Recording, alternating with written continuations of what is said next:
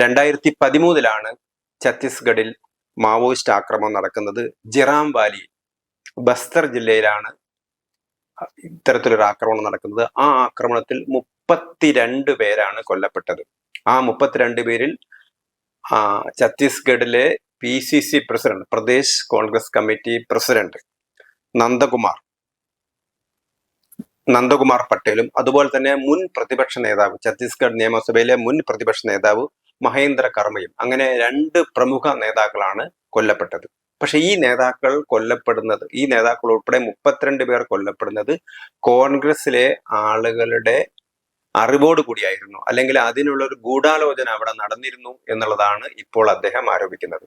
അന്ന് അദ്ദേഹം പറയുന്നു, JP നഡ്ഡ അന്ന് അദ്ദേഹം പാർട്ടി ഭാരവാഹിയായിരുന്നു, ഛത്തീസ്ഗഡിലെ ഇലക്ഷൻ ചുമതല അദ്ദേഹത്തിനായിരുന്നു. അങ്ങനെ ഇലക്ഷന്റെ ഭാഗമായിട്ട് അദ്ദേഹം ഛത്തീസ്ഗഡിൽ ഉള്ള സമയത്താണ് ഛത്തീസ്ഗഡിൽ ഇങ്ങനെ പ്രതിപക്ഷ നേതാവും PCC പ്രസിഡന്റും കൊല്ലപ്പെടുന്നത്.